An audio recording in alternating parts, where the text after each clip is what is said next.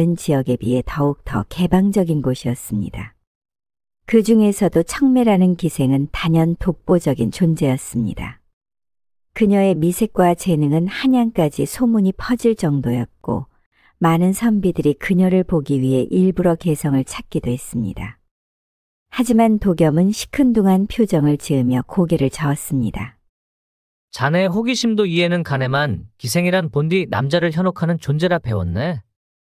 천한 기생년이 아무리 재주가 있다 한들 기생일 뿐인데 어찌 학문을 배우는 우리 같은 선비들과 말을 나눌 수 있겠는가? 친구는 픽 웃으며 개성거리의 활기찬 거리를 둘러보았습니다. 활발한 상업도시라 그런지 한양에선 보기 힘든 자유로운 분위기였습니다. 상인들이 쉴 새 없이 오가며 흥정을 했고 저잣거리 한쪽에서는 공연패들이 흥을 돋우고 있었습니다. 행인들 사이에는 부녀자들도 제법 많았고 심지어 몇몇은 남정네들과 스스럼 없이 대화를 나누는 모습도 보였습니다.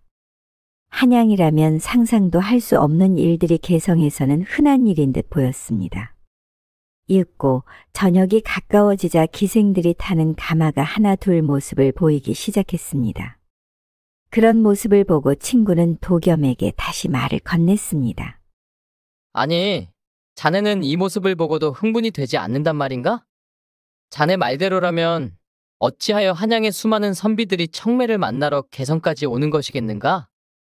자네는 그 고지식한 성격도 고쳐야 할 것일세. 항상 그리니 돈이 하면서 가끔가다 일탈이라고는 한평생 없으니 인생의 재미를 모르지 않는가? 자네가 천하게 여기는 청매란 기생은 말일세. 단순한 기생이 아니라 시와 그를 논하는 여인이라 하지 않는가? 내 자네의 버즈로서 자네가 그리 돌부처처럼 구는 모습은 더 이상 두 눈 뜨고는 못 보겠네.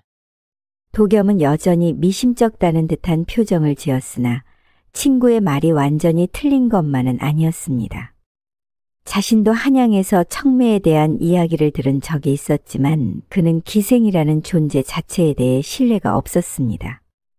도겸에게 있어 기생이란 존재는 본디 남자를 즐겁게 해주는 존재 그 이상 그 이하도 아니었기 때문이었습니다. 또한 실제로 글 공부에만 매진하느라 여인이라고는 접해본 적이 없어 수총각인 자신이 그런 곳을 가는 것 또한 부담이라고 느꼈습니다. 하지만 도겸의 표정을 본 친구는 다시 한번 그에게 말했습니다. 일단 오랜버제 부탁을 한 번만 들어주게나. 자네가 청매를 보고 이야기를 나눈 후에 후회하여도 늦지 않지 않겠는가? 이리도 야박한 인간일 줄 알았으면 내 자네의 버지 되지도 않았네. 도겸은 가볍게 웃으며 친구를 바라보았습니다. 어찌 그렇게까지 말하는 것인가? 내키지는 않으나 자네의 부탁이니 이번 한 번만 부탁을 들어주도록 하겠네. 친구는 그 말을 듣고는 도겸에게 일부러 의미심장한 미소를 지으며 덧붙였습니다. 아이고 정말인가? 그렇고 말고 내 기분이 좋으니 술값은 내가 내도록 하겠네. 다시 한 번 말하지만 청매를 만나러 간 선비들이 되려 그녀에게 감탄하고 돌아간다는 이유가 다 있다고 할세. 그렇게 도겸과 친구는 개성 최고의 기생, 청매가 있는 기방으로 발걸음을 돌렸습니다. 기방에 도착하자 화려한 등불이 비치는 넓은 마당이 눈에 들어왔습니다. 기방에서는 부드러운 검은고 소리와 사내와 여인들의 웃음소리가 어우러져 몽환적인 분위기를 자아냈습니다. 그렇게 기방의 분위기에 취해갈 때쯤 어느새 기방의 기녀들을 관리하는 행수기생이 그들을 반갑게 맞이하였습니다. 어머, 이렇게 멋진 나리들께서 저희 기방을 찾아주시다니 영광입니다. 행수기생은 살짝 고개를 숙이며 부드러운 미소를 지었습니다. 어떻게 찾으시는 여인이라도 있으시옵니까? 친구는 기방의 분위기에 취해 기분이 들뜬 듯 싱긋 웃으며 대답했습니다. 한양에서 온 선비들이요. 개성에서 제일 간다는 청매라는 여인을 보고 싶어 찾아왔소. 그 말을 들은 행수기생은 난처한 얼굴로 손을 흔들며 말했습니다. 어머 어쩌지요. 아시다시피 청매는 워낙 찾는 분들이 많아 지금 바로 보여드리기는 어렵습니다. 그래도 나리들은 운이 참으로 좋으시네요. 오늘은 다행히 조금만 기다리시면 될 것 같습니다. 먼저 방으로 안내해드릴 터이니 두 분께서 이야기를 나누시는 게 어떠실지요? 이리도 어여쁜 여인이 안내해 주시는데 거절할 이유가 있겠소이까? 얼마든지 조소이다. 어서 안내해 주시게나. 도겸아, 이봐라 우리가 운이 좋다지 않다느냐? 오늘 놀기에 아주 딱 좋은 날이로구나. 들뜬 친구와 달리 도겸은 천안 기생을 보기 위해 자신이 기다려야 한다는 사실을 도무지 이해할 수 없었습니다. 하지만 청매가 도대체 어떤 여인이길래 많은 이들이 그녀를 찾는 것인지 궁금증이 피어올랐습니다. 그는 속으로 청매라는 여인이 그저 과장된 소문의 주인공일 뿐이라고 생각하려 했지만 이내 고개를 들고는 행수기생의 안내에 따라 안으로 들어섰습니다. 방 안에는 은은한 향이 감돌았고 벽에는 멋들어진 서화가 걸려 있었습니다. 그런데도 도겸은 어딘가 불편한 기색을 감추지 못하고 있었습니다. 아이 참, 도겸아 어깨에 힘 좀 빼거라. 양반놈이라고 여기까지 와놓고서 이리도 뻣뻣하면 사내대장부로서 어찌 더 큰 일을 할 수 있겠는가? 친구가 장난스레 그의 어깨를 두드리며 말했습니다. 도겸은 피식 웃으며 고개를 돌렸지만 여전히 기방의 분위기에 녹아들 생각은 없어 보이는 듯 했습니다. 이윽고 도겸과 친구는 술잔을 주고받으며 이야기꽃이 무르익어 갈 때쯤 방문이 스르륵 열리며 고운 한복을 차려입은 기생 두 명이 부드러운 미소를 지으며 그들을 맞이했습니다. 그리고 그들 사이로 푸른 한복을 입은 한 여인이 조용히 등장했습니다. 도겸은 그 여인에게 눈을 뗄 수가 없었습니다. 도겸과 눈이 마주친 푸른 한복을 입은 기생은 맑은 눈동자로 도겸을 바라보며 부드럽게 미소 짓고는 그의 옆자리에 앉았습니다. 저는 청매라고 합니다.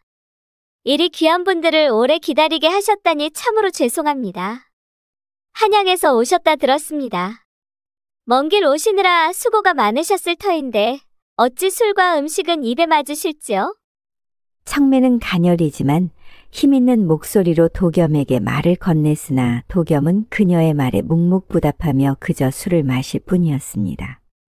그런 도겸의 모습을 본 청매는 오히려 웃으며 말을 건넸습니다. 나으리께서는 사내대장부시라 그런지 무게감이 있으시네요. 저는 그런 나으리가 마음에 드니 제가 마음에 들지 않으시더라도 우선 여인의 술 한 잔 먼저 받으시지요. 술 한 잔에 마음이 움직이기도 하는 법이라고 하지 않습니까? 그녀는 우아한 손짓으로 도겸의 술잔에 술을 따랐습니다. 그녀가 옆으로 다가오자 기분 좋은 향이 그의 코끝에 감돌았고 손끝이 살짝 도겸의 손을 스쳤습니다.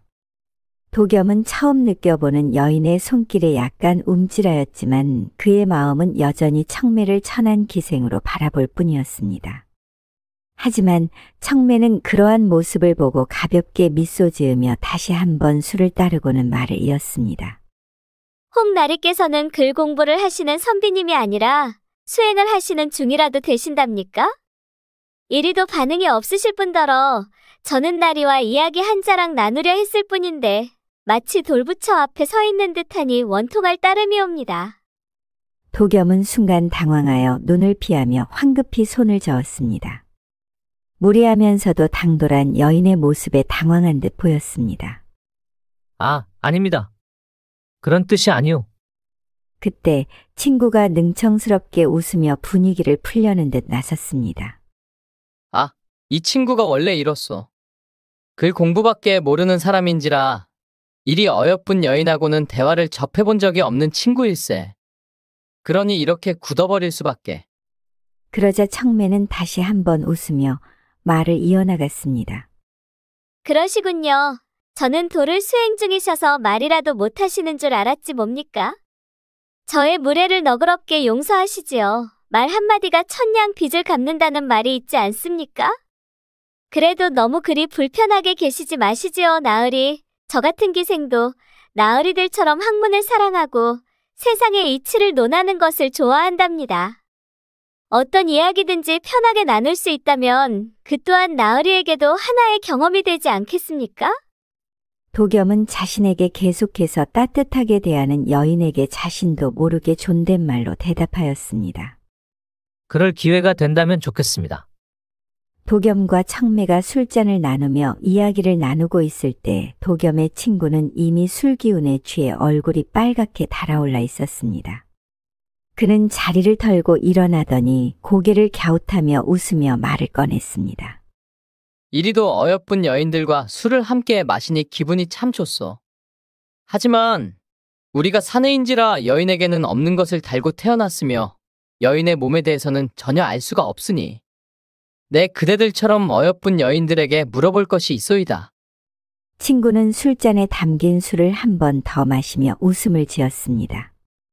술 기운에 취해 점점 더 말이 많아지고 있던 그는 청매와 다른 기생을 바라보며 궁금증을 풀고 싶어하는 표정을 지었습니다. 청매는 친구의 말에 별일 아니라는 듯 미소를 지었지만 도겸은 친구를 당황스러운 눈빛으로 바라보며 그를 말리려 했지만 이미 친구는 도겸의 말을 들을 생각이 없어 보이는 듯 했습니다. 청매는 부드러운 목소리와 여유로운 태도로 미소를 지으며 말했습니다. 사내의 몸으로는 절대 여인의 몸과 같이 느낄 수는 없을 터이니 나리께서 그리 궁금해하시는 것이 무엇인지 물어보시지요. 친구는 옳다구나 하고 술잔을 흔들며 계속해서 말을 이어갔습니다. 아, 글쎄 말이오. 이전에도 이 도겸이 놈과 이야기를 나눈 것인데 여인에게 있어서 약물의 크기가 중요하다고 생각하오. 그런데 저 친구는 크기가 아니라 마음이라고 하니 그것을 확실히 알아야겠소. 그렇다면 그대들의 생각은 어떤지 궁금하오. 어찌 대답해 줄 수 있겠소이까? 도겸은 친구의 말을 듣고는 부끄러운 듯 얼굴이 발그레해지며 다시 한번 그를 말리려고 했지만 이미 친구는 술기운에 취해 도겸을 쳐다보지도 않았습니다. 청매는 웃음을 머금고 고개를 살짝 갸웃했습니다. 그러면서도 여전히 우아하게 술잔을 들고 미소 지으며 말을 이었습니다. 어머 나리도 참 짓궂으시네요. 그래도 이리도 궁금해하시니 제가 아는 대로 말씀드리도록 하겠사옵니다. 여인들이 보배로 여기는 남자의 약물에 대해 말씀하셨으니 그에 대해 조금 더 자세히 설명드리겠습니다. 그녀는 천천히 확신에 찬 목소리로 이야기를 이어나갔습니다. 건장한 약물이 의모에 심어지면 여인의 정이 이미 넘쳐 정신이 아득해진다고 하지요. 여인들이 보배로 여기는 남자의 약물은 여러 가지 특성을 갖추어야 한다고 합니다. 친구는 조금 더 진지한 표정을 지으며 귀를 기울였습니다. 청매는 그들이 관심을 갖고 있는 걸 확인한 뒤 미소 지으며 계속해서 말했습니다. 첫째는 높이 솟구칠 것이며, 둘째는 따뜻할 것이며, 셋째는 머리가 클 것이며, 넷째는 줄기가 길 것이며, 다섯째는 굳셀 것이며, 여섯째는 오래 끓어 더디 끝낼 것입니다. 친구는 눈을 크게 뜨고 고개를 끄덕이며 점점 더 흥미를 느끼고 있었습니다. 진실로 머리가 큰 놈을 깊이 심어놓고 능히 오랫동안 정분할 수 있다면 마르지 않는 우물이 되지 않겠습니까? 자고로 생선도 큰 놈으로 사서 드시지 않으십니까? 작은 놈은 먹을 것도 없을 뿐더러 그 맛이 깊지 못하지요. 하지만 큰 놈의 경우 먹을 것도 많고 그 맛이 깊이 느껴질 것입니다. 친구는 청매의 말에 웃으며 기세등등하며 도겸을 향해 손을 흔들며 말했습니다. 이복의 도겸, 내 말이 맞지 않나? 자고로 여인의 몸은 이 거대한 것에 반응할 수밖에 없다? 이 말이야. 그게 다 경험에서 우러나오는 말이지. 자, 봐라. 나의 이 실한 놈만큼은 여인들이 좋아할 수밖에 없다는 것을. 친구는 자신의 손을 아래로 가리키며 호탕하게 웃어댔습니다. 도겸은 청매가 원망스러웠지만 자신이 여인의 몸을 알 수 없는 노릇이었기 때문에 살짝 시무룩한 표정을 지으며 쓰디쓴 술을 한 번 더 마셨습니다. 그런 모습을 본 청매는 미소 지으며 부드럽고 차분한 목소리로 말을 이어갔습니다. 이제 진정하시고 앉아보시지요. 더 할 이야기가 있사옵니다. 친구는 청매의 말을 듣고 고개를 끄덕이며 술잔을 한 번 더 들었다가 다시 내려놓고는 대답했습니다. 아, 그렇고 말고. 나의 생각과 똑같은 생각을 하는 여인의 말인데 어찌 안 따르겠소? 그는 호탕하게 웃으며 자리로 돌아와 앉았습니다. 도겸은 여전히 시무룩한 표정으로 술잔을 들며 입술을 삐죽 내밀었습니다. 청매는 그런 그를 웃으며 그를 칭찬하고는 부드러운 목소리로 말을 이어갔습니다. 어머, 점잖으셔라. 약물의 크기가 크면 좋긴 하지만 크기만으로 여인을 얻을 순 없습니다. 그저 하룻밤의 쾌락에 불과할 뿐이지요.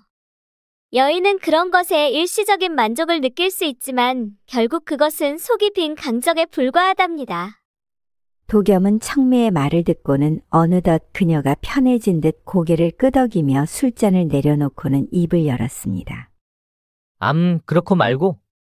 자고로 여인은 꽃과 같으니 그 아름다운 꽃을 피워내고 가꾸기 위해서는 열과 성을 다해야 하고 말고. 그는 확신에 찬 목소리로 말을 이었습니다. 그저 크기만 믿고는 꽃을 제대로 피울 수 없지. 꽃을 가꾸는 자의 손길과 마음이 중요하니 여인도 마찬가지 아니겠나. 청매는 도겸의 말을 듣고 고개를 끄덕이며 부드럽게 웃었습니다. 맞습니다. 그녀는 차분한 목소리로 이어갔습니다. 약물의 크기만 믿고 얻은 여인은 일시적인 쾌락을 즐길 수는 있으나 오래가지 못할 것입니다. 결국 더 큰 약물을 가진 사내를 쫓아갈 수밖에 없지요. 가장 중요한 것은 여인을 진심으로 사랑하는 마음이 가장 중요하지 않겠습니까? 크기와 기술도 중요하지만 그보다 더 중요한 것은 마음의 깊이와 서로에 대한 존중이라고 생각하옵니다.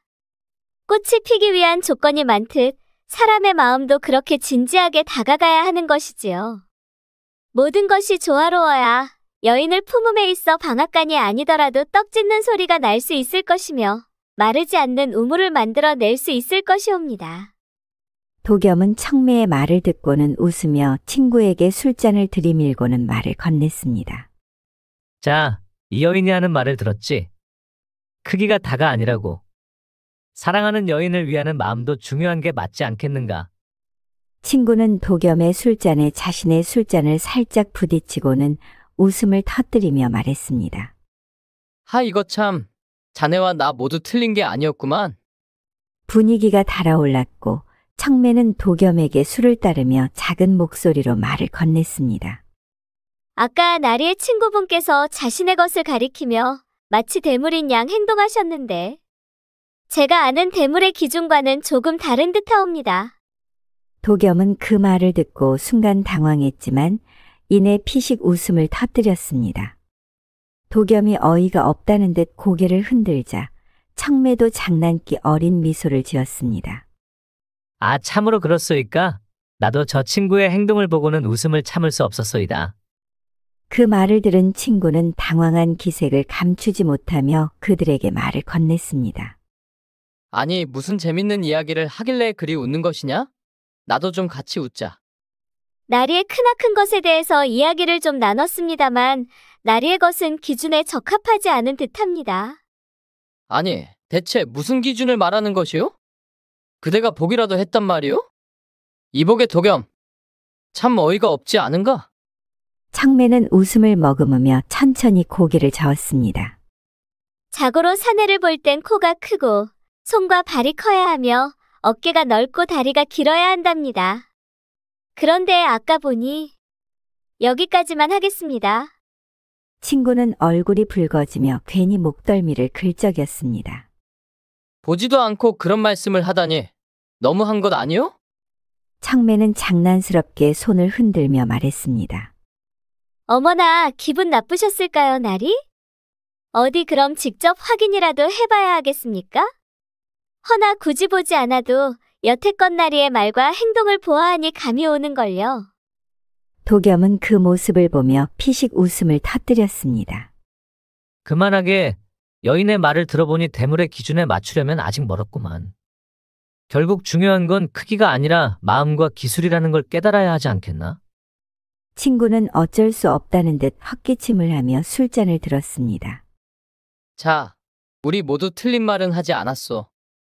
결국 이 논쟁은 모두 여인을 위하는 마음에서 시작한 게 아니겠소?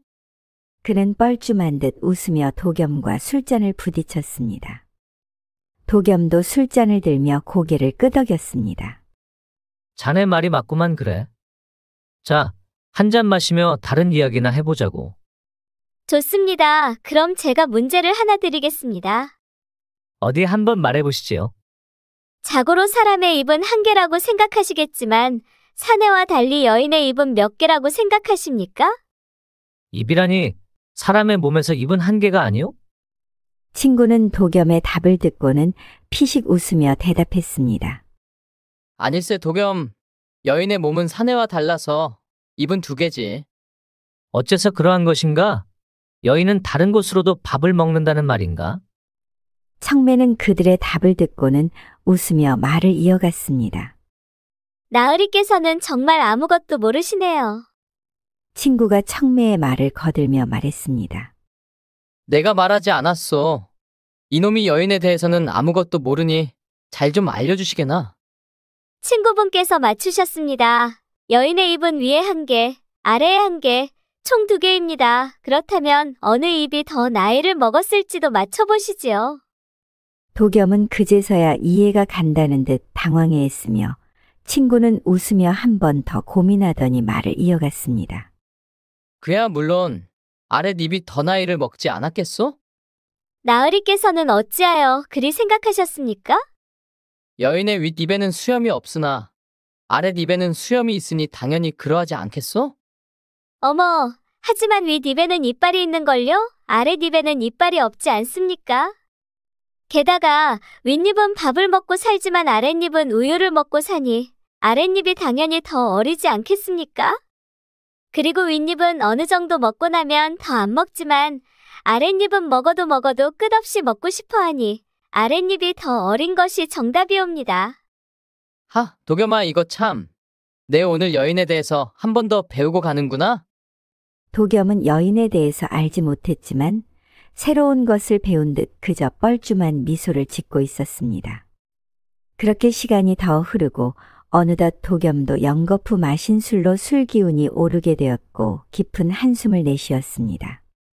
사실 나는 기생이라는 여인들을 이해하지 못하였소. 천한 신분에 사내들에게 웃음을 팔고 술을 따르는 것 외에 무엇이 있겠나 싶었소. 하지만 도겸은 청매를 바라보았습니다. 그녀는 가만히 술잔을 매만지며 흥미롭다는 표정으로 도겸의 말을 기다리고 있었습니다. 그대를 만나고서야 깨달았소. 나는 편견에 사로잡혀 있었소. 기생이란 단순히 남자들의 환심을 사는 것이 아니라 분위기를 이끄는 법을 알고 사람을 읽고 말 한마디로 상대를 쥐락펴락하는 사람들이었소.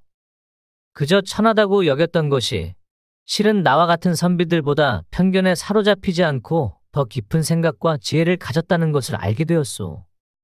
그는 씁쓸한 미소를 지으며 잔을 비웠습니다. 내가 미안하오. 청매는 조용히 미소를 지었습니다. 그녀는 천천히 잔을 기울이고 나서 부드럽게 입을 열었습니다. 나리께서 솔직하게 말씀해 주시며 사과도 하셨으니 그럼 된 것이옵니다. 사내들은 기생이 곧 천하다 말하지만 정작 그들이 우리 없이는 술자리를 즐기지도 못합니다. 웃음을 사고 위로를 사고 때로는 우리가 나누는 말에서 깨달음을 얻기도 하지요. 그런데도 우리를 천하게만 여긴다면 그것이야말로 모순이 아니겠습니까? 도겸은 아무 말도 하지 못한 채 그녀의 말을 곱씹었습니다. 청매는 다시 그를 바라보며 가볍게 웃었습니다. 그래도 이렇게라도 알아주니 다행입니다. 나리께서는 오늘 크게 배우신 셈이지요. 도겸은 청매의 말에 동의하며 고개를 끄덕였습니다. 그렇게 청매와 도겸의 대화는 밤이 깊어질수록 더욱 깊어졌습니다. 문학과 철학, 인간의 도리에 대한 논쟁이 오갔습니다. 도겸은 처음에는 그녀를 단순한 기생으로 치부했지만 대화를 거듭할수록 그녀가 가진 깊은 사색과 지혜에 놀라기 시작했습니다. 그는 자신이 단순한 편견 속에 갇혀 있었다는 사실을 깨달았습니다. 어느덧 도겸은 술 기운이 온몸에 퍼졌고 청매는 그런 그를 살펴보더니 조용히 입을 열었습니다. 많이 취하셨습니다. 이제 들어가시지요. 그제야 도겸은 주변을 둘러보았고 어느새 친구는 술에 취해 골아떨어져 있었습니다. 곁에서 들려오는 고른 숨소리가 어찌나 태평스러운지 도겸은 허탈하게 웃으며 이마를 짚었습니다. 다음 날에도 도겸의 머릿속에서는 청매와의 대화가 맴돌았습니다. 도겸은 자신의 흔들리는 마음이 불편했습니다. 청매를 만나기 전까지는 기생이란 존재는 술잔을 기울이며 한낱 즐거움을 주는 존재일 뿐이라 생각했지만 어제 자신이 본 기생은 틀에서 벗어나 있었던 것입니다. 그녀와 대화를 나누다 보면 자신이 배우고 있다는 느낌이 들었습니다. 그때 옆에서 자던 친구가 끙끙 앓으며 일어나 말했습니다. 어우 죽겠네. 내 어찌 여기서 자고 있는 것인가. 속이 뒤집혔으니 뜨끈한 국물이나 먹으러 가세. 친구의 말에 도겸은 결심한 듯 말했습니다. 어찌 기생의 신부님에도 이리도 말에 힘이 실려 있는 것이더냐? 미안하지만 밥은 혼자 먹게나. 나는 청매를 만나러 가야겠네. 친구는 머리를 붙잡고는 눈을 크게 뜨며 도겸을 다그쳤습니다. 자네 기생에게 빠진 것인가? 절대 그리 돼선 안 되네. 정신 차리게나.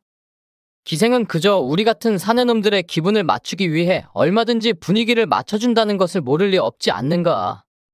그런 친구의 다그침에도 개의치 않고 도겸은 자리에서 일어났습니다. 개성에 한적한 오후 도겸은 서책을 품에 안고 청매의 집을 찾았습니다. 기방의 문을 두드리자 청매가 미소를 머금고 그를 맞이했습니다. 또 오셨군요, 나리. 제게 학문이라도 가르쳐 주시려는 겁니까? 어찌하여 서책을 들고 찾아오시니 이게 웬일입니까? 그대와의 대화가 흥미로웠소. 단순한 술자리가 아니라 좀 더 깊이 있는 이야기를 다시 한번 더 나누고 싶어 찾아왔소. 청매는 도겸을 천천히 살펴보았습니다. 지난번보다는 조금 더 진지한 눈빛으로 자신을 쳐다보고 있었습니다. 어머, 선비님께서 미천한 저와 깊이 있는 이야기를 나누시겠다니 영광이지요? 도겸은 지난날의 자신의 잘못을 떠올리고는 헛기침을 하며 말했습니다. 인간의 덕목 중에서 무엇이 가장 중요하다고 생각하시오? 배움인가? 의리인가? 아니면 사랑인가? 청매는 천천히 찻잔을 만지며 답했습니다. 그 질문은 마치 달과 해 중 무엇이 더 중요한가를 묻는 것과 같군요. 어찌 같단 말이오? 청매는 잔을 살며시 내려놓으며 부드럽게 웃었습니다. 달이 있어야 해가 뜰 수 있고 해가 있어야 달이 빛날 수 있지요. 서로 떼어낼 수 없는 존재라는 뜻입니다. 덕목 또한 마찬가지입니다. 도겸이 흥미로운 듯 눈빛을 빛냈습니다. 그리고 청매는 천천히 말을 이어나갔습니다. 배움이란 그 자체로 중요한 것이 아니라 그것을 어떻게 실천하느냐에 달려있는 법. 만약 배움만 있고 의리와 사랑이 없다면 선비님께서 배운 것을 실천하지 못할 터입니다. 또한 의리만 있다면 배움이 없어 결국 자신과 주변을 지켜줄 지혜가 부족할 것이며 사랑만 있다면 그 사랑을 바르게 지킬 힘이 없을 것입니다. 그녀는 잔을 다시 들어 가볍게 기울였습니다. 선비님은 배움을 중시하는 분이니 학문이 가장 중요하다고 생각하실 터. 하지만 말씀하신 덕목을 조화롭게 추구해야만 삶의 중심에 서 있을 수 있지 않겠습니까? 도겸은 그녀의 대답에 잠시 말을 잇지 못했습니다. 그가 원했던 것은 학문에 쓰여진 것을 토대로 한 논쟁이었지만 청매의 대답은 단순한 논리 싸움이 아니었습니다. 그녀는 삶 자체를 깊이 이해하고 있었습니다. 하지만 학문은 사람을 바르게 이끄는 길이 아니오? 학문이 있어야 올바른 도리를 깨닫고 세상을 바로잡을 수 있는 것 아니겠소? 청매는 살며시 웃었습니다. 그렇다면 선비님께서는 학문으로만 세상을 살아갈 수 있다고 생각하십니까? 배운 것을 실천하지 않으신다면 그 학문이 무슨 소용이겠습니까? 도겸은 순간 아무 말도 하지 못했습니다. 청매의 말은 단순한 술자리의 흥을 돋우기 위한 것이 아니었습니다. 그녀는 세상의 이치를 꿰뚫어 보고 있었고 오히려 자신이 편협한 시선으로 세상을 바라보고 있었음을 깨달았습니다. 얼굴이 뜨거워졌습니다. 단순히 논쟁에서 밀려서가 아니었습니다. 자신이 양반이라는 이유로 스스로를 우월하게 여기며 기생은 배움과는 거리가 먼 천한 존재일 것이라 단정했던 지난날의 오만함이 부끄러웠습니다. 도겸은 서둘러 자리에서 일어났습니다. 이만 가보겠소. 그의 목소리는 낮고 단호했지만 감추려 해도 어딘가 흔들리고 있었습니다.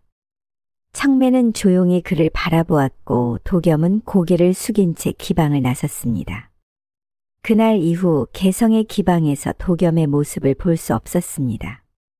어느덧 시간이 흐르고 그날 이후 한양으로 서둘러 돌아간 그는 청매의 말대로 학문에 더욱 열중하며 그 배움을 실천하는 삶을 살아갔습니다. 그는 나라님을 보좌하며 백성들의 삶을 헤아리고자 애썼습니다. 편견을 두지 않고 백성들의 이야기를 듣고 그들의 아픔을 이해하려 했습니다. 그리고 때마침 나라님의 명을 수행하기 위해 개성으로 떠날 일이 생겼습니다. 도겸은 힘찬 발걸음을 내디뎠습니다. 불어오는 산뜻한 바람은 청매의 목소리 같았으며 따스한 햇살은 그녀의 미소와 같았습니다. 개성으로 향하는 길 위에서 그의 얼굴에는 설렘이 가득 차 있었습니다. 옛적 함양의 한적한 마을에는 좌승지라 불리는 벼슬아치가 있었습니다. 일찍이 과거에 급제하여 한양 조정의 중책을 맡았으나 그의 고향에는 아내 함양댁과 병든 노모가 남아 있었죠. 학식과 기품을 갖춘 인물이었지만 그의 삶은 한양을 중심으로 돌아갔고 고향은 언제나 부차적인 자리일 뿐이었습니다. 그의 부인 함양댁은 고요한 기와집 안에서 남편을 기다리며 시어머니를 극진히 모셨습니다. 명색이 좌승지의 아내였으나 함양댁의 삶에는 화려함보다 적막이 깃들었죠. 남편이 돌아올 때면 반가움보다 덧없음이 앞섰고 떠나갈 때마다 빈자리는 더욱 선명해졌습니다. 그렇게 한 해 또 한 해가 흘러갔습니다. 함양댁은 집안 살림을 맡아 시어머니의 건강을 살피고 하인들을 부리며 농지의 수익까지 관리했습니다. 겉으로 보기에야 풍족하고 품위 있는 삶처럼 보였지만 실상은 외로움과 고독이 함양댁을 잠식해갔죠. 좌승지는 1년에 고작 한두 번 고향에 내려왔으나 그마저도 며칠 머물다 떠나기 일쑤였습니다. 남편을 기다리는 시간이 길어질수록 함양댁의 가슴 속에는 허탈함이 쌓여갔고 서운함 또한 깊어졌습니다. 남편이 곁에 있어도 멀게만 느껴지는 나날, 함양댁의 한숨은 점점 더 잦아졌습니다. 어느 날 저녁, 함양댁은 안채에 홀로 앉아 한숨을 내쉬며 혼잣말을 시작했습니다. 나는 도대체 무슨 재미로 살아가는 걸까? 남들은 좌승진아리의 아내라면 부러워 죽겠다고들 하더니 정작 나는 이 고운 치마에 외로움만 싸서 살고 있구나. 하인들에게 명을 내리는 건 이제 지겹고 농지의 수익 따위는 아무 의미도 없단 말이야. 한동안 아무 말 없이 가만히 있던 함양댁은 이내 손수건을 들어 눈가를 조용히 훔쳤습니다. 그러나 곧 깊은 숨을 내쉬며 고개를 흔들었죠. 이대로 무너질 수는 없었습니다. 함양댁 스스로를 다잡으려 애썼습니다. 안 돼. 이렇게 무너지면 안 돼. 나는 좌승진아리의 아내인데 이런 것 좀 참아야지. 그렇지만 이 참기 어려운 외로움은 어쩌란 말이냐? 그러다 문득 함양댁은 무릎 위에 놓인 바느질 도구 옆 홍두깨를 보았습니다. 함양댁은 손수건에 두드리려고 홍두깨를 들고 있었지만 어느새 손은 멈추고 그녀의 눈은 그 날카로운 홍두깨 끝에 고정되어 있었습니다. 저 홍두깨면 말이지, 이 외로움을 찌르고 사라지게 할 수 있다면 얼마나 좋을까? 함양댁 자신도 모르게 홍두깨를 집어들었습니다. 그리고는 망설이듯 허벅지 위에 살며시 가져다 댔죠. 차가운 나무결이 살갗에 닿자 순간적으로 아득한 생각이 스쳐 지나갔습니다. 이렇게라도 해야 정신이 들고 이 허전한 마음을 잊을 수 있을 것 같아. 살짝 홍두깨 끝을 허벅지에 대고 꾹 눌렀습니다. 순간 날카로운 통증이 스며들며 온몸을 파고들었죠. 그러나 신기하게도 마음 한편이 묵직한 짐을 내려놓은 듯 후련해지는 기분이 들었습니다. 마치 쌓이고 쌓였던 외로움과 한숨이 그 작은 고통 속으로 스며드는 것만 같았습니다. 아프기는 하구나. 그렇지만 이 외로움보다는 덜 아픈 것 같네. 내가 이렇게 바보 같은 짓을 하고 있다니. 함양댁은 스스로의 모습을 떠올리며 쓴웃음을 지었습니다. 좌승진 아리께서는 한양에서 나랏일을 보며 바삐 지내실 텐데 나는 여기서 이렇게 허벅지를 찌르며 외로움을 달래고 있으니 참으로 대조적이지 않은가. 만약 이 사실을 아신다면, 아니, 차라리 모르시는 게 나으려나. 그러면서도 함양댁은 홍두깨를 내려놓지 않았습니다. 외로움이 밀려들 때마다 살짝 홍두깨를 대며 마음을 진정시키는 것이 그녀에게는 유일한 해방구처럼 느껴졌습니다. 그래, 이렇게라도 해야 내가 숨을 쉴 수 있는 걸 어찌하겠는가. 허벅지를 찔러 외로움을 잊는 아내가 있다는 사실을 남편이 알면 그때는 정말이지 한양에서 웃음거리로 삼으시겠지. 나도 참 딱한 처지로구나.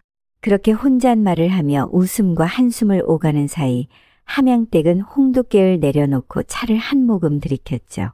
그래도 이 정도로 웃을 수 있는 걸 보니 아직은 내가 망가지지 않았다는 증거일 테지. 아휴, 나도 이리 독한 사람일 줄은 몰랐구나. 함양댁은 다시 한번 한숨을 내쉬며 멀리 한양을 바라보는 듯한 시선을 창밖으로 던졌습니다. 좌승진아리, 제발 이번에는 오래 머물다 가세요. 그렇지 않으면 내 허벅지에 구멍이 나겠어요. 시어머니는 성품이 엄격하면서도 아들에 대한 애정만큼은 각별했습니다. 그러나 좌승지가 좀처럼 고향을 찾지 않자 서운한 기색이 점점 얼굴에 드러나기 시작했죠. 처음에는 묵묵히 참았으나 세월이 흐를수록 서운함이 쌓여갔습니다. 그러던 어느 날 그녀는 아들의 발길을 돌릴 묘책을 하나 떠올렸습니다.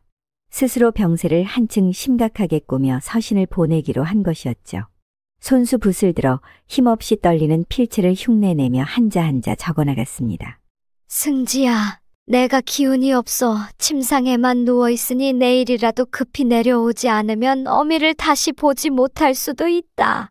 아내도 내 곁에서 밤낮으로 간호하며 고생하고 있으니 효심으로 빨리 내려오너라. 좌승지가 서신을 받자 급히 고향으로 향하였죠. 어머니의 병환이 위중하다는 소식에 마음이 다급하였던 것입니다. 며칠이 지나 함양댁이 창문 너머로 먼 길을 달려오는 남편의 행렬을 바라보았습니다. 그 순간 설렘과 서운함이 뒤섞여 가슴이 복잡하게 요동쳤죠. 남편은 사랑채로 들어와 어머니를 만나러 갔습니다. 침상에 누워있던 시어머니는 힘없이 앓는 척하며 아들에게 말을 걸었죠. 이놈아, 내가 늦게나마 내려왔으니 다행이다. 이제야 마음이 조금 놓인다. 좌승지는 무릎을 꿇고 어머니를 위로하며 정성껏 간호하였죠. 그러나 어머니의 건강에 큰 이상이 없음을 알고 나자 그의 관심은 어느덧 다른 곳으로 향하였습니다. 함양댁은 낭군이 고향에 머무는 동안 함께 시간을 보낼 수 있기를 기대하였죠.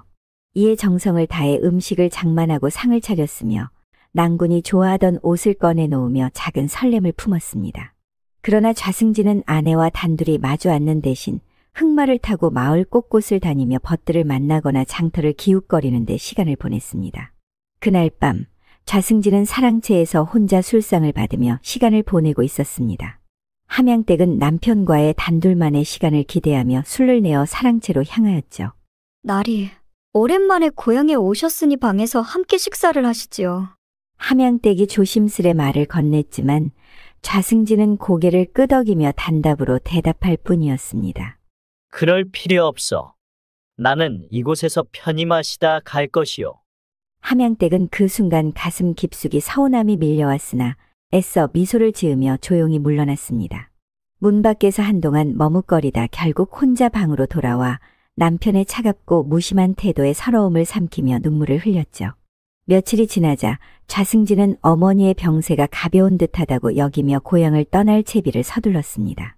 이 소식을 들은 함양댁은 다급한 마음에 사랑채로 달려갔죠.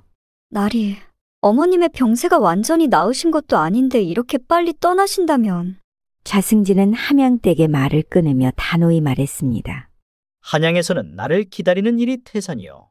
어머님은 부인이 더 잘 모실 테니 내 없는 동안 잘 부탁하오. 그 말을 남기고 좌승지는 흑마에 올라 위풍당당하게 고삐를 잡았습니다. 함양댁은 떠나가는 남편의 뒷모습을 바라보다가 속으로 깊은 한숨을 내쉬며 중얼거렸죠. 나는 엄연히 이 집안의 안주인인데 남편 구경이 달뜨는 것보다 어렵구려. 이럴 줄 알았으면 마누라 말고 마님이 될 걸 그랬나? 좌승지가 사라진 뒤 사랑채와 안채에는 다시 적막감이 내려앉았습니다. 시어머니는 며느리를 보며 중얼거렸습니다. 내가 조금 과장했더니 그놈이 내려오긴 했지만 이놈이 어디 가정에 붙어 있을 놈인가? 말을 들은 함양댁은 차마 아무 대답도 하지 못하였죠. 남편이 떠난 뒤에도 여전히 시어머니를 모시고 집안일을 돌보며 외로운 나날을 견뎌야 했습니다. 남편의 방문은 위로가 되기는커녕 오히려 더 큰 공허함만을 남길 뿐이었으니 그렇게 함양댁은 오늘도 홀로 긴 밤을 보냈습니다. 남편이 떠난 사랑채에는 차가운 기운만이 감돌았고 그 싸늘한 기운은 그녀의 외로운 마음을 더욱 깊이 파고들었죠. 그러던 어느 날 한양에 있는 좌승지에게 고향에서 급보가 전해졌습니다. 서신에는 시어머니의 병세가 위중하다는 내용이 적혀 있었습니다. 하지만 좌승지는 그동안 어머니가 병을 핑계로 자신을 여러 차례 불러들였던 일을 떠올리며 이번에도 혹여 과장이 아닐까 의심하였죠. 이번엔 정말 위중하신 건가? 아님 또 나를 불러들일 속셈인가? 좌승지는 한동안 서신을 들고 고민에 빠졌습니다. 어머님께서 정말 위중하신 것인지 아니면 또 저를 부르고 싶으셔서 하신 말씀인지 확인해 봐야겠구나. 좌승지는 곧 하인을 고향으로 보내어 상황을 알아보도록 하였고 며칠 후 하인이 전한 소식은 그의 마음을 무겁게 했습니다. 대감님 어머님께서 이번에는 정말로 병환으로 자리에 누워 계시며 기력이 많이 쇠하셨습니다. 대감마님께서 서둘러 내려가 보셔야 할 듯합니다. 이 말을 들은 좌승지는 크게 한숨을 내쉬며 머리를 숙였습니다. 어머니의 건강이 심각하다는 것을 깨달은 그는 즉시 한양의 도승지를 찾아가 관직을 내려놓고 고향으로 내려가겠다는 뜻을 밝혔습니다. 어머님께서 병환으로 위중하십니다. 제가 한양의 일들을 도승지께 맡기고 고향에서 지방 관리직을 맡아 어머님 곁을 지키고자 하니 부디 제 뜻을 헤아려 주십시오. 도승지는 잠시 고민하다가 좌승지의 효심과 진심을 이해하고 그의 요청을 받아들였습니다. 좌승지, 그대의 효심이 이리도 깊으니 어머님을 모시는 것이 마땅하오. 지방에서 그대의 재능을 살릴 수 있는 자리를 마련하겠소. 고향으로 돌아가시게. 이렇게 좌승지는 한양에서의 관직을 내려놓고 고향에서 지방관리직을 맡아 어머니를 보살피기로 결정했습니다. 함양댁에게는 좌승지의 귀양 소식이 전해졌고 함양댁은 놀라움과 기쁨이 뒤섞인 마음으로 준비에 나섰습니다. 어머님께서 이리도 위중하시다니, 하지만 나리께서 고향에 머물기로 결심하셨다니 이번엔 정말 오래 함께할 수 있겠지. 함양댁은 안채와 사랑채를 정리하며 혼잣말을 했습니다. 그러나 그녀의 마음 한편에는 여전히 불안이 자리 잡고 있었습니다. 고향 생활에 만족하지 못하고 다시 떠나시겠다고 하시는 건 아닐까? 며칠 후 좌승지는 마부 육갑과 함께 흑마를 타고 고향으로 돌아왔습니다. 육갑이 고삐를 단단히 잡고 이끄는 흑마는 윤기가 자르르 흐르는 명마였으니 마을 사람들의 시선이 절로 쏠릴 수밖에 없었죠. 좌승지의 얼굴은 한눈에 보아도 수척하였고 이는 한양에서의 고단한 삶을 고스란히 드러내고 있었습니다. 마을 사람들은 오랜만에 돌아온 그를 보며 삼삼오오 모여 웅성거리기 시작했습니다. 좌승지 나리께서 한양에 관직을 내려놓으셨다더니 이젠 우리 고향에서 사시려나 보네. 그러게 말일세. 그런데 얼굴이 왜 저리 마르셨을꼬? 고생을 많이 하셨나 보네. 좌승지가 집에 도착하자 침상에 누워있던 시어머니는 힘겹게 몸을 돌려 아들을 맞이했습니다. 승지야, 이렇게라도 너를 다시 보게 되는구나. 어미는 이제 죽어도 여한이 없다. 좌승지는 무릎을 꿇고 어머니의 손을 잡았습니다. 어머님, 제가 이제부터는 곁에서 어머님을 모시겠습니다.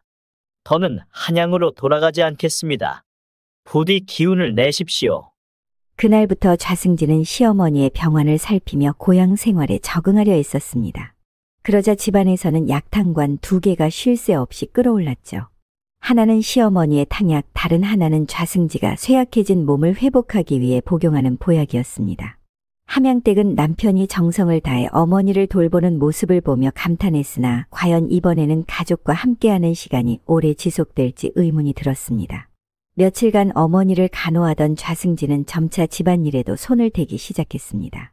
그러다 보니 농지 관리며 세수 조정, 마을 사람들과의 관계 정리에까지 신경 쓰게 되었고 어느덧 지방 관리처럼 집안을 이끌어 나갔습니다. 그러나 그렇게 나름의 역할을 해 나가던 중 그는 점차 고향의 느린 흐름에 적응하지 못하고 불안감을 느끼기 시작했습니다.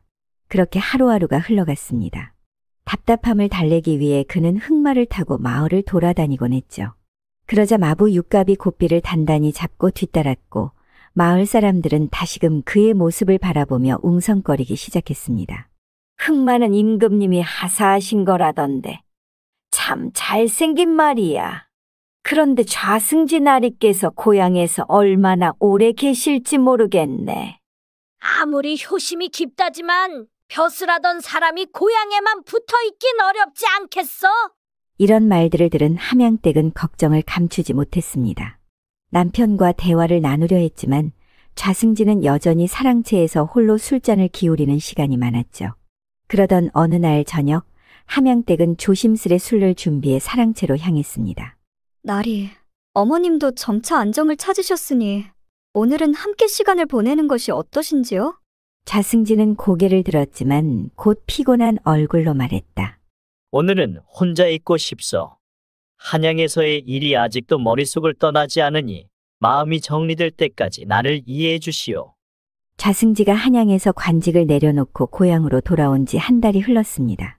처음에는 마을 사람들 사이에서 그의 귀향이 큰 화제가 되었으나 시간이 지나며 점차 관심이 시들해졌죠.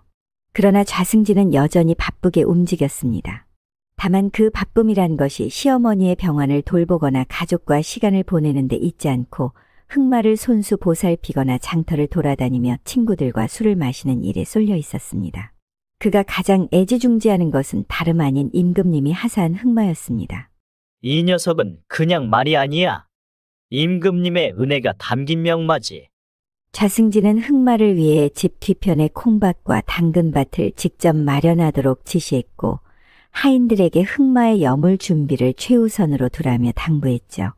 함양댁은 그런 좌승지의 모습을 바라보며 한숨을 내쉬었습니다.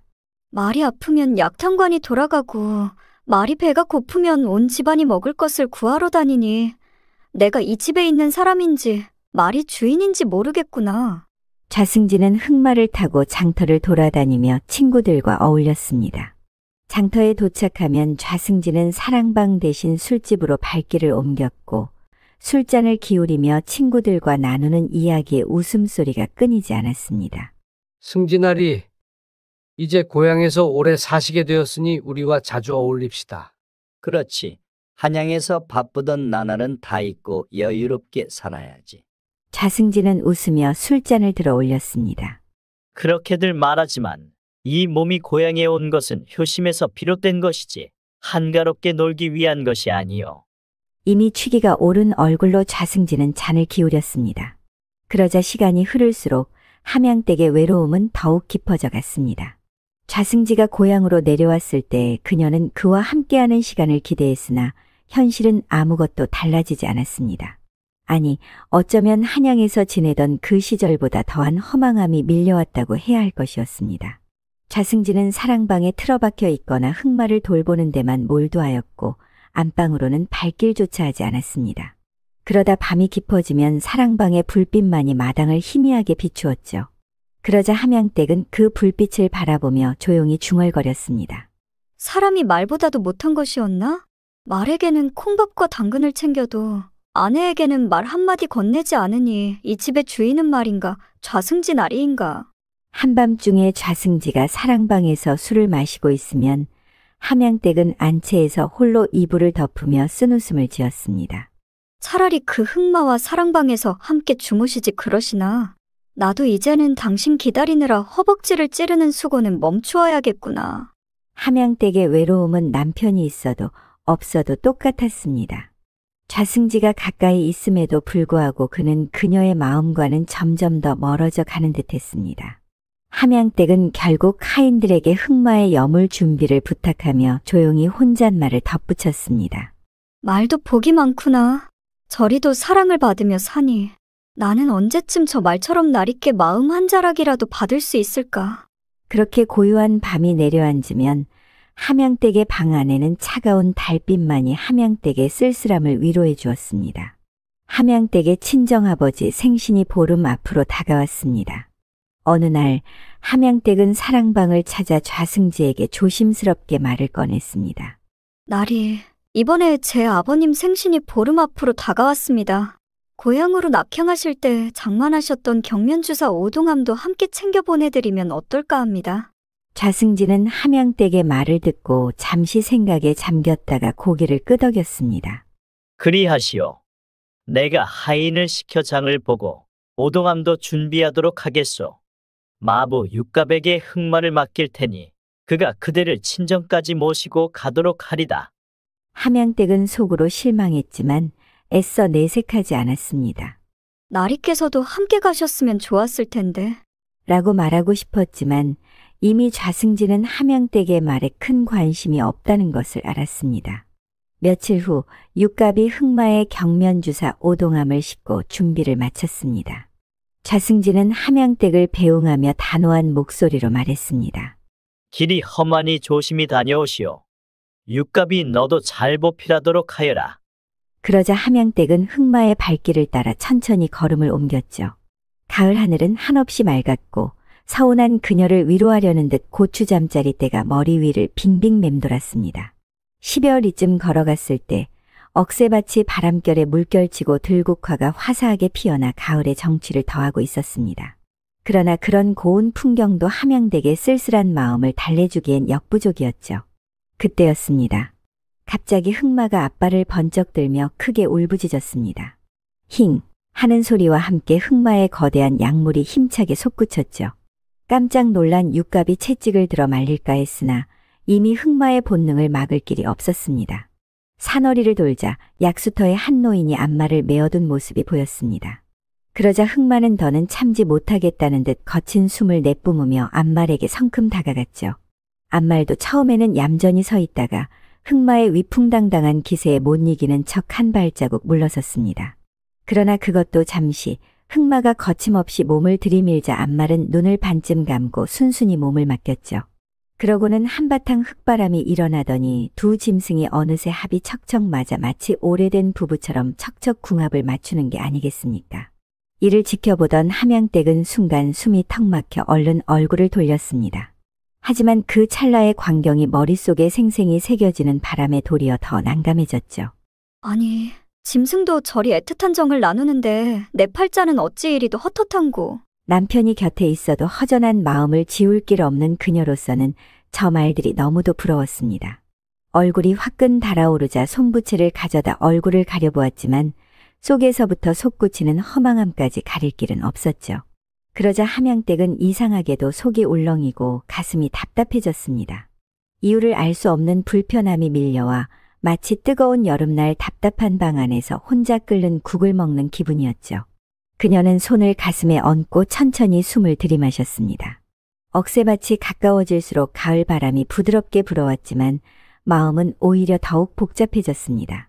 이리 답답한 속을 달래려면 어디 좀 조용한 데서 쉬어야겠구먼. 그녀는 속을 추스르려 조심스레 발걸음을 옮겼습니다. 그러자 억새밭에 다다른 함양댁은 속이 불편해져 조심스레 발걸음을 옮겼습니다. 억새가 바람에 흔들리는 소리를 배경 삼아 몸을 낮추었지만 멀리서 들려오는 발소리를 미처 알아차리지 못했습니다. 그 사이 육갑도 흑마를 세워두고 억새밭으로 들어와 서 있었죠. 마님, 거기 계셨습니까? 육갑의 목소리가 가까워지더니 그가 함양댁이 있는 곳을 보지도 못한 채 힘껏 오줌발을 쏘아 올렸습니다. 함양댁은 깜짝 놀라 몸을 획 돌렸지만 이미 육갑의 오줌발은 공중에서 무언가를 그리며 날아가고 있었죠. 그 순간 얼핏 시선이 닿은 육갑의 하반신에서 낯선 광경이 펼쳐졌습니다. 흑마 못지않은 거대한 약물이 그녀의 눈에 들어온 것이었죠. 얼굴이 화끈 달아오른 함양댁은 황급히 고개를 돌렸지만 이미 머릿속에는 지워지지 않을 충격이 깊이 새겨졌습니다. 그렇게 어색한 침묵 속에 길을 재촉하던 두 사람은 이윽고 개울가에 다다랐습니다. 함양댁이 여전히 난처한 기색을 감추지 못하자 이를 눈치챈 육갑이 능청스럽게 입을 열었습니다. 마님, 제가 월천을 시켜드리겠습니다. 함양댁은 잠시 망설였지만 결국 육갑의 떡판 같은 등에 몸을 맡겼습니다. 넓고 탄탄한 등에 기대어 두 팔을 그의 목에 감자 알 수 없는 미묘한 감정이 스멀스멀 피어올랐죠. 뜨거운 숨결이 그의 목덜미에 닿았고 육갑의 거친 손은 자연스럽게 그녀의 허리를 감싸며 엉덩이를 부드럽게 받쳐주었습니다. 순간 가슴 깊숙이 알 수 없는 떨림이 일었고 함양댁은 자신도 모르게 살짝 몸을 움츠렸습니다. 그러나 육갑은 태연하게 그녀를 업고 개울을 건너며 마치 아무렇지도 않은 듯 발걸음을 옮겼습니다. 그렇게 두 사람 사이에는 말로 설명할 수 없는 기묘한 정적이 감돌았습니다. 이 무슨 짓이냐? 함양댁은 속으로 중얼거리면서도 어깨 너머로 내려다본 육갑의 하반신에서 다시금 단단히 솟은 모습을 보고 순간적으로 숨을 삼켰습니다. 아니, 저것이 생각할수록 알 수 없는 열기가 가슴께로 차오르는 듯했죠. 그때였습니다. 청청하던 하늘이 순식간에 어두워지더니 후드득 후드득 빗방울이 떨어지기 시작했습니다. 갑작스러운 소나기에 두 사람은 당황하여 서둘러 근처 주막으로 몸을 피했죠. 젖은 옷을 말리며 마주 앉은 두 사람은 애써 아무렇지 않은 척했지만 스치는 눈빛 속에는 묘한 불꽃이 일렁이고 있었습니다. 함양댁은 젖은 저고리를 손끝으로 조심스레 여미었고 육갑은 말없이 그녀를 힐끔 바라보다가 다시 고개를 돌렸습니다. 그러나 방 안에는 고요 속에 긴장감이 차오르고 있었습니다. 그날 밤 함양댁과 육갑은 주막의 작은 방 안에서 서로를 마주 보았습니다. 창밖에서는 비가 후드득 후드득 내렸고 등잔불은 희미하게 흔들리며 어색한 침묵을 비추고 있었습니다. 먼저 입을 연 건 함양댁이었습니다. 가슴속 깊은 망설임을 꼭 삼키며 조용히 입을 뗐습니다. 육갑아, 나를 이상하게 볼지도 모르겠구나. 아마 마님이 참 별나다고 생각하겠지? 육갑은 깜짝 놀라며 고개를 저었습니다. 아닙니다, 마님. 저는 그런 무엄한 생각은 결코 다만 그는 말을 잇지 못하고 뒷머리를 긁적이며 얼버무렸습니다. 그러다 혼잣말처럼 덧붙였습니다.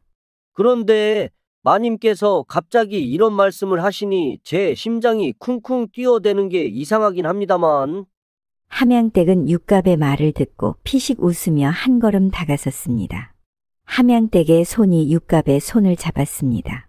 차갑게 떨리는 그녀의 손길에 육갑은 놀랐지만 도망칠 생각은 전혀 하지 않았습니다. 육갑아, 사실 말이다. 나는 내가 아니라 흑마가 부러웠어. 내가 그 녀석에게 얼마나 정성을 쏟는지 알지? 그런데 나는 아무리 정성을 쏟아도 아무도 돌아봐 주질 않더구나. 육갑은 이 말을 듣자마자 눈을 동그랗게 뜨며 당황한 목소리로 말했습니다. 마님, 흑마라뇨? 제가 마님을 흑마처럼 보살필 수는 보살펴야겠죠. 어쨌든 지금부터라도. 그는 말을 하다 스스로도 꼬이고 있다는 것을 깨달으며 얼굴이 붉어졌습니다. 함양댁은 그의 당황스러운 반응에 피식 웃으며 말했다. 그렇다, 육갑아. 오늘은 흑마 대신 나에게 그 정성을 쏟아주면 어떻겠니? 이 말을 들은 육갑은 두 손을 공손히 모으고 잠시 고민하는 듯 했으나 이내 결심한 듯 단호히 대답했습니다. 마님, 그렇다면 오늘 밤은 제가 마님께 충성을 다하겠습니다. 흑마가 부럽지 않도록 말입니다. 두 사람은 조심스레 서로를 끌어안았습니다. 하지만 이내 어색함 속에서 작은 해프닝이 벌어졌습니다. 함양댁이 귓속말로 말했다. 육갑아, 그런데 내 숨소리가 너무 거칠구나. 내가 겁이 날 지경이야. 육갑은 헛기침을 하며 진정하려 했으나 그의 목소리는 여전히 떨리고 있었습니다. 마님, 제가 원래 숨소리가 좀 큽니다. 흑마 돌볼 때도 이래서 하인들이 놀라곤 했지요. 그 순간 함양댁은 그의 진지한 말투에 웃음을 터뜨렸고 그 웃음소리는 방 안의 긴장을 깨며 분위기를 한결 가볍게 만들었습니다. 육갑아, 너 정말 귀엽구나. 내가 이렇게 웃기는 줄 몰랐어. 조심스레 시작된 움직임은 점점 더 격정적으로 변해갔습니다. 두 사람은 그동안의 외로움을 서로의 품 안에서 풀어냈습니다. 방 안은 얇은 이불과 엉켜버린 두 사람의 손길 그리고 웃음 섞인 탄식으로 가득 찼습니다. 마님, 제가 더 잘해야 할 텐데 부족하진 않으십니까? 육갑이 숨을 고르며 걱정스레 묻자 함양댁은 얼굴에 잔잔한 미소를 지으며 대답했습니다. 이렇게 열심히 하는 사람은 처음이구나. 흑마가 부러울 때가 많았는데 오늘은 내가 흑마가 된 기분이야. 그 말을 들은 육갑은 갑자기 터져나온 웃음을 참지 못하고 말했다. 마님, 그럼 제가 앞으로는 매일 흑마처럼 모셔드리겠습니다. 단, 흑마처럼 당근은 먹지 말아 주십시오. 그 밤은 웃음과 달콤한 열기로 가득 찼죠. 한때는 낯설었던 손길이 어느새 서로를 감싸 안았고 외로움을 달래려던 마음은 점점 더 깊이 빠져들었습니다. 그렇게 함양댁과 육갑은 서로를 위로하며 새벽닭이 올 때까지 뜨거운 밤을 보냈습니다. 이튿날 새벽 두 사람은 어쩐지 멋쩍은 기색을 감추지 못한 채 주막을 나섰습니다. 육갑은 한 걸음 내디딜 때마다 다리가 후들거렸고 얼굴엔 피로와 혼란이 교차하고 있었죠. 반면 함양댁의 얼굴에는 오랜만에 한결 가벼워진 기색이 스쳐 지나갔습니다. 흑마의 고삐를 따라 걸으며 그녀는 혼잣말처럼 중얼거렸습니다.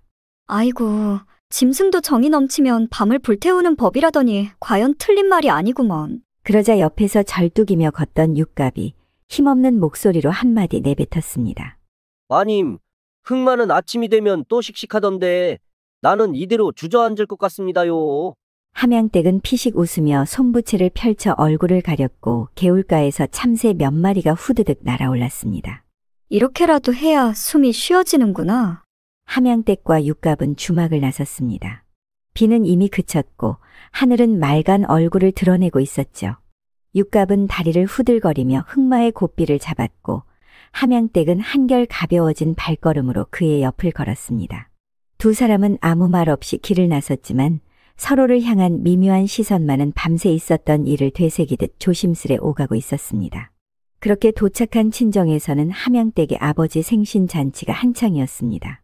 좌승지가 보내온 경면주사 오동암은 단정한 포장을 벗으며 장인의 마음을 흐뭇하게 했고 육갑은 젊고 싹싹한 태도로 친정 식솔들을 챙기며 이곳에서도 호감을 얻었죠. 함양댁의 아버지는 흐뭇한 미소를 지으며 말했다. 사위가 이런 훌륭한 마부가 있으니 참 든든하겠구나.